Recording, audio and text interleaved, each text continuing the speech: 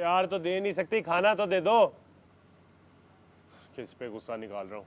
अम्मा तो सो गई होगी अब तक, उससे क्या परवाह, मजीद घर आए या ना आए, खाना खाए या ना खाए। लुबना, लुबना, लुबना, तुम ही खाना दे दो। मुझे पता है तुम मेरी सारी बातें सुन रही हो, फिर भी चुप बैठी हो। सईद से भी यही कह रही होगी, सोते रहो, कुछ मत करना। मचा रहा है शोर, मचाने दे, मजीद तो है ही पागल। सब पता है मुझे, आने दो मेरी बीवी को। किसी के लिए खाना नहीं बनाएगी वो, सिर्फ मेरे लिए बनाएगी। छोटी अम्मा, छोटी छोटी अम्मा क्यों कह रहा हूँ? शायदा, शायदा खाना दो। वैसे तो हर वक्त आगे पीछे खाना लेके फिरती रहती है, तो आज भूख लगी है तो पता नहीं कहाँ गायब होगी। सब पता है मुझे, तुम सब मेरी बातें सुन रहे हो, फिर भी चुप हो। परवाह नहीं है ना मजीद की कोई। ये मत समझना मैं भूखा मर जाऊंगा, मैं अपना खाना खुद पका लूंगा, खुद ले आऊंगा। खुद ही खाना पड़ेगा।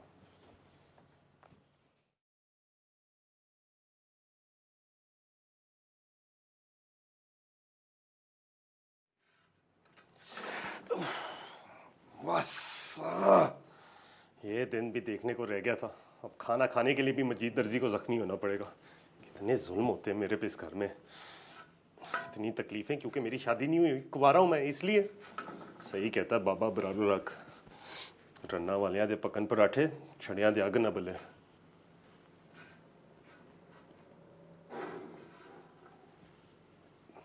ये डबल रोटी पे इतनी कालक क्यों है?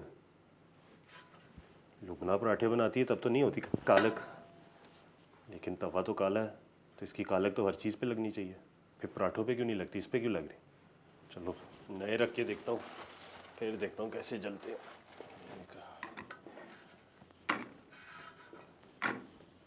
मजीद बेटे, तुम किचन में क्या कर रहे हो? मोटरसाइकिल चला रहा हूँ, मौत के कुएं में, नजर नहीं आ रहा? कसम से मुझे तो मोटरसाइकिल भी नजर नहीं आ रही और मौत का कुआं भी नजर नहीं आ रहा। माफ कर दो मुझे, जो तुमसे कुछ भी कहूँ मैं, मेरा सर मत घुमाना अब। अच्छा माफ किया, गलती भी तो हो जाती है ना बंदे से। अच्छा ये बताओ तुम किचन में क्या कर रहे थे? खाना बना रहा हूँ अपने लिए, सुबह से भूखा मार रहा हूँ। ऐसे कैसे हो सकता है? अपनी छोटी माँ के होते हुए तुम भूखे कैसे मर सकते हो?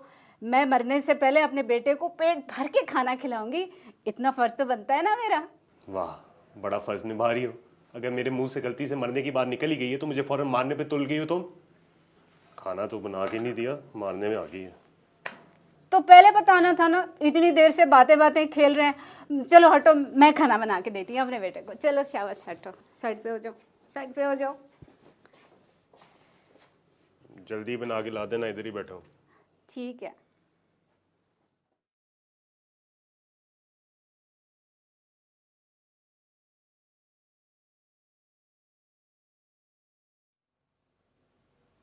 क्या बात है, तुम इतनी चुप क्यों? फिर कोई बात हुई है क्या? नहीं, फिर तुम कुछ बोल क्यों नहीं रही? बस वैसे ही, मेरा दिल नहीं चाह रहा। अम्मा ने फिर से तो नहीं डांटा? हाँ। तुमने आगे से कुछ कहा? नहीं, चुप करके सुनती रही। उनके लिए खाना लेकर गई थी, पर उन्होंने मेरे हाथ से खाना लेने से इनकार कर दिया। तो मुझे समझ नहीं आ रहा, घर से एक परेशानी ख़त्म नहीं होती, दूसरी परेशानी शुरू हो जाती है। मैंने हुस्ना भाभी को सब बता दिया है। हुस्ना भाभी को? पर वो क्यों? उन्होंने खुद पूछा था मुझसे, और फिर मुझसे झूठ नहीं बोला क्या? लुबना, तुम्हें उन्हें नहीं बताना चाहिए था। एक ना एक दिन तो उन्हें पता चलना ही था ना सईद, वो भी तो इसी घर में रहती हैं। तो फिर क्या कहा उन्होंने? कुछ खास नहीं कहा। तो क्या उन्हें भी लगता है कि ये सब तुम्हारी वजह से हो रहा है? मैंने ऐसा कब कहा है? तो फिर बताओ ना, बात क्या हुई, क्या कहा उन्होंने? उन्होंने बस यही कहा कि जब तक कोई बात क्लियर ना हो तुम सब्र से काम लो। खाला से ऐसे लहजे में बात मत करना कि उन्हें लगे तुम बदतमीज़ी कर रही हो, और कुछ भी करने से पहले सईद से मशवरा ज़रूर कर लेना। सईद से पूछे बगैर कुछ मत करना।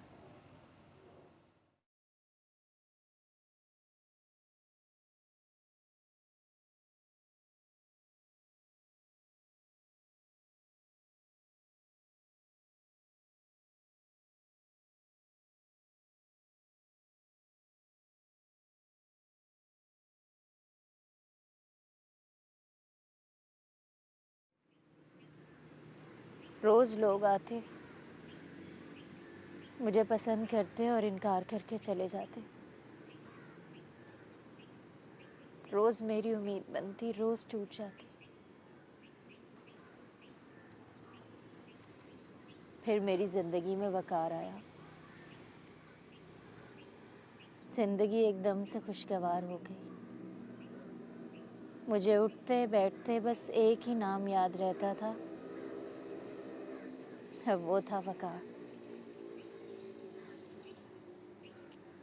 हम दोनों एक दूसरे की मोहब्बत पर यकीन करने लगे, मगर वो यकीन ऐन निकाह के रोज़ टूट गया। वो मुझे छोड़कर चला गया। मैं दुल्हन के कपड़ों में उजड़ी खड़ी थी। उस रात मेरे लिए हर रिश्ता, हर इंसान मर चुका था। मेरे लहजे की ये तलखी ऐसे ही नहीं आई है साजिद। ये तलखी हर उस रिश्ते ने दी है जिस पर मैंने यकीन किया है।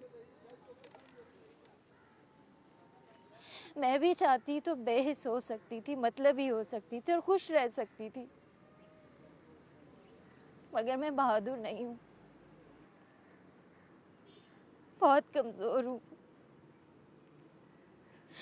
इतनी कमज़ोर कि खुद को चुप भी नहीं करा सकती।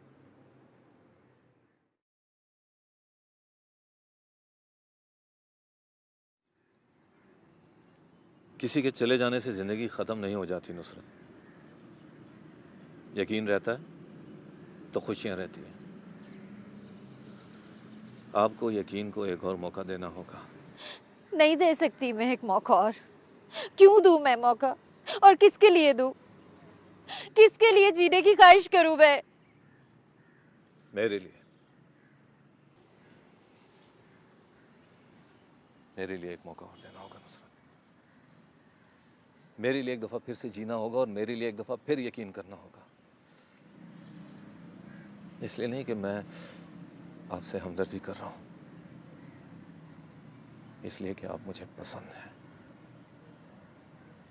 प्यार करता हूं मैं आपसे।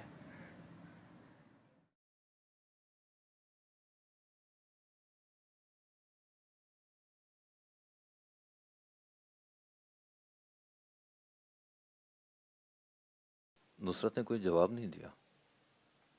अगर उसे बुरा लग गया तो शायद कल से ऑफिस भी ना आए। इंतज़ार करना चाहिए था। पता नहीं नुसरत मेरे बारे में क्या सोच रही होगी।